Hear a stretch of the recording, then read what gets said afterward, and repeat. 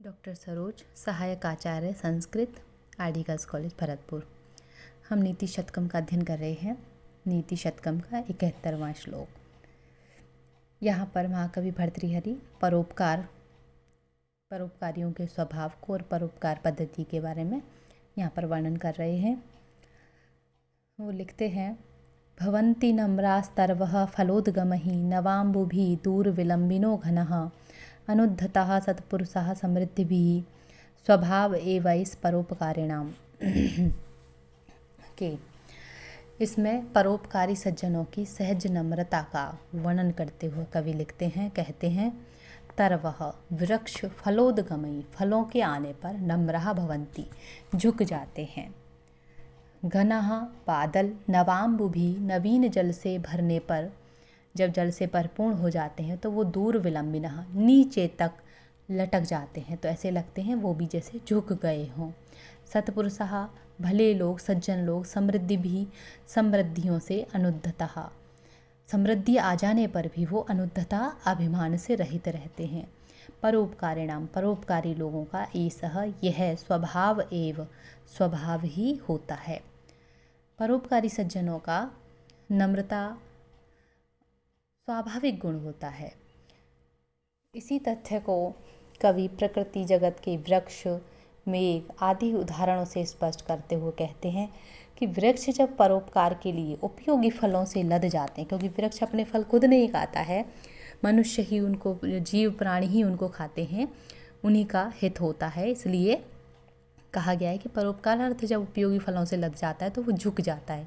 उसी प्रकार जल से जगत की प्यास बुझती है तो तब परोपकारी बादल भी पानी से भरे होने पर नीचे की तरफ झुक जाते हैं। यही स्थिति सत्पुरुषों की होती है। उनके पास ज्ञान, प्रतिष्ठा, धन, समृद्धि आदि आ जाने पर भी वे स्वतः ही और अधिक विनम्र हो जाते हैं। पूर्णता उनको गर्व शून्य बना देती है। उपकार परायण व्यक्ति कभी घमंड नहीं करते हैं। नम्रता उनका स्वभाव ही होती है, प्रकृति ही होती है।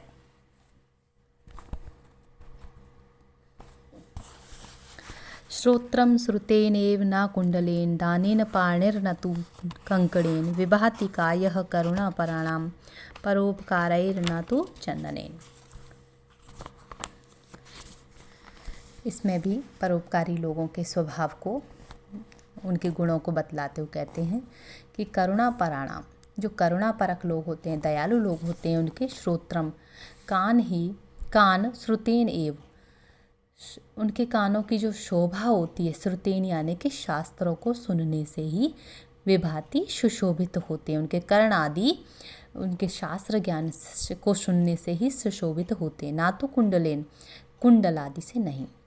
दयालु लोगों को आभूषणों की आवश्यकता नहीं होती है, उनके कानों को कुंडलों से सुशोभित करने की आवश्यकता नहीं है, वो शास्त्र श्रवण से ही सुशोभित होते हैं। पाणी, हाथ आदि जो हैं वो दान से ही सुशोभित होते हैं, ना तो कंकड़ेन, कंगन पहनने से नहीं। कायः, उनका परोपकारी लोगों का जो शरीर है वो भी परोपकार ही, परोपकारों से ही, दूसरों का हित करने से ही विभाति सुशोभित होता है, ना तो चंदनेन, चंदन आदि का लेप करने से नहीं। तो यहाँ बता रहे हैं कि दयालु लोग सोने चांदी के गहनों को महत्व नहीं देते, उनके सत्कर्म ही उनके अलंकरण बन जाते हैं। परोपकारी सज्जनों के कान शास्त्र श्रवण से सुशोभित होते हैं, कुंडल से नहीं।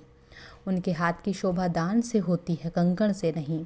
इसी प्रकार परोपकार से ही उनका शरीर सुशोभित होता है, चंदन आदि का लेप वो नहीं लगाते हैं। परोपकारी की यह शोगाता सर्वत्र फैल जाती है, यही उनकी वास्तविक शोभा है।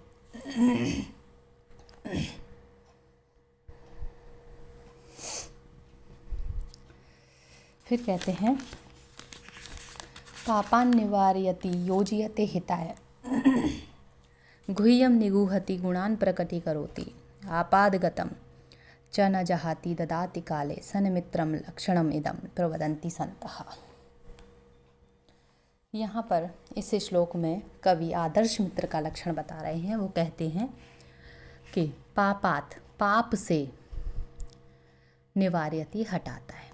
अगर आपका कोई वास्तव में सच्चा मित्र है, सन्मित्र है, तो वो आपको पाप कर्म करने से अवश्य ही रोकेगा। हिताय योजयते, हितकारी कार्यों में लगाता है। गुह्यम छिपाने योग्य बात को निगूहति छुपाता है। गुणान गुणों को प्रकटीकरोति प्रकट करता है। आपदगतम विपत्तिग्रस्त होने पर कभी भी आपका वो न चाहती साथ नहीं छोड़ता है। कालेचा और उचित समय आने पर ददाति, तुम्हें अगर आर्थिक सहयोग की भी आवश्यकता होती है तो वो आर्थिक सहयोग भी प्रदान करता है।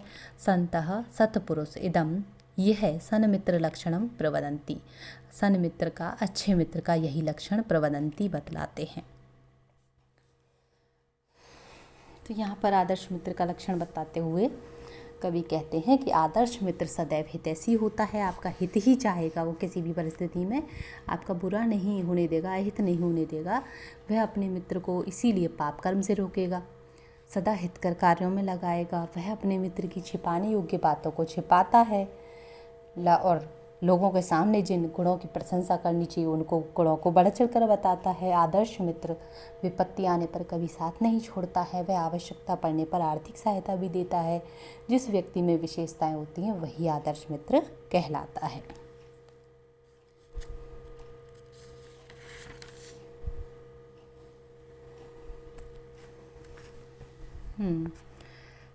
अगला श्लोक है, पद्माकरम दिनकरो विक्षम करोति चंद्रो विकासयति कैरव चक्रवालम, न अभ्यर्थितो जलधरो अपि जलम ददाति संतः स्वयं परहिते विहिताभियोगा।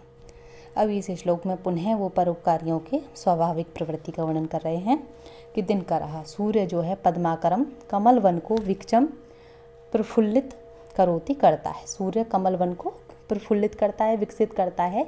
चंद्रः चंद्रमा कैरव चक्रवालम कुमुद समूह को विकासयति, उसको खिला देता है, कुमुदनी के समूह को, कुमुद को। जलधरः अपि, बादल भी न अभ्यर्थित है, बिना मांगे ही जलम ददाति, जल प्रदान कर देते हैं। संतः सत्पुरुष लोग होते हैं, सज्जन जो होते हैं, स्वयं अपने आप ही परहिते, दूसरे के हित में, दूसरे का ये उपकार करने के लिए विहिताभियोगा, उद्यमशील रहते हैं, उद्योगशील रहते हैं।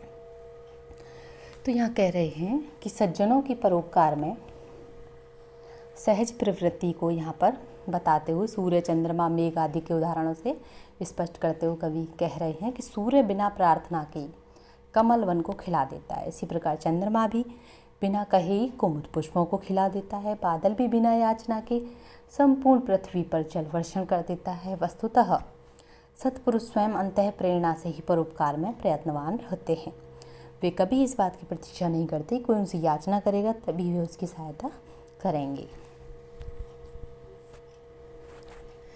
इस प्रकार से यहाँ पर ये परोपकारियों के प्राकृतिक स्वभाव का ही, प्रकृति का ही यहाँ पर वर्णन किया गया है। अब हम यहाँ पर इसको समाप्त करते हैं। धन्यवाद।